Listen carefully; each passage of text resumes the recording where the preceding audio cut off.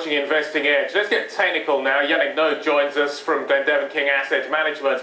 And a lot of people drawing parallels, what's happening now with what has happened in the past in Japan. And that's effectively the chart you brought us here. Exactly. This chart is comparing what's happening in the S&P 500 since 1995. It's in white.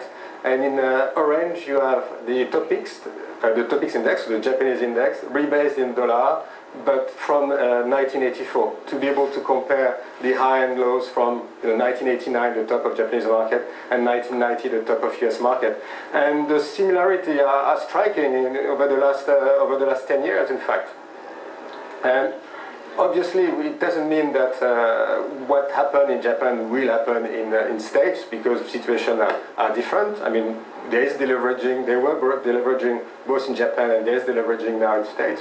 But if we look at what's happening in this chart, even though the market did correct quite a lot on the S&P this week, we could have a further movement down, quite sharp movement down over the last 2 years. Yeah, we're looking at a sort of 4-year phase. It's a long period in which the markets could be going down. It doesn't mean that for 1 month to another, or for the next 6 months, you couldn't have a rebound, obviously. But there could be a long-term trend, which would be difficult for the stock market in the States.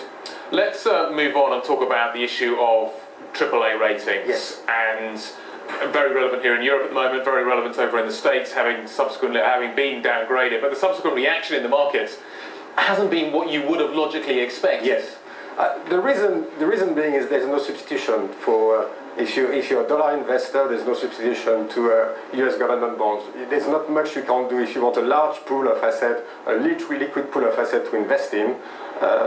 Except the US government bond, there's nothing else. You can invest in corporate bonds like Procter & Gamble, Coca-Cola, or IBM, but it will be for a tiny fraction of your investment. So in this chart, I mean, right now there's 14 countries which are AAA by every rating agency.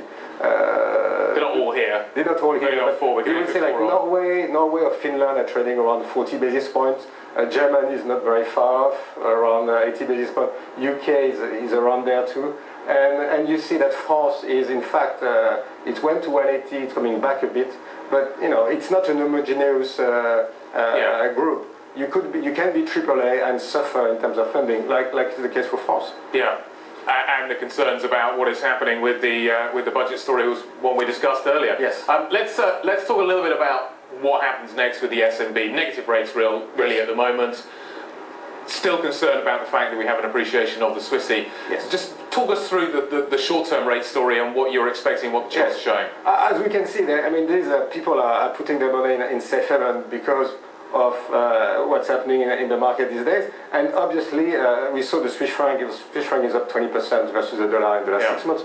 A lot of money is going to the Swiss franc. It's so much the case that now interest rates in Swiss franc are negative, and this is the best way to see what's the 3 months interest rate in Switzerland. Is the future, the 3 months interest rate future, and the way it's calculated, the price is par minus the yield. So it's very simple. If it's at par 30, it means that people imply that the yield will be minus 0.3%. It's fair to say that a lot of bank system. I had a friend working in a large American bank, and technically, for the system, they can't handle this index going higher than par because it was supposed to be impossible. But nevertheless, now we have quite negative interest rate in Switzerland, which never been the case since 78. Yeah. As you know, in 72, 78, Switzerland tried to start to levy to tax deposit from foreign investors. Yep. Whenever it was 1% a quarter, 2% a quarter, it went to 10% a quarter. But since then, it's never been seen before. And we're now in a similar sort of scenario. It'll be interesting to see what happens over the next few days with the S&P. Yannick, we must wrap it up there. Thank you very much indeed. Yannick Naud joining us from Glendevan King Asset Management.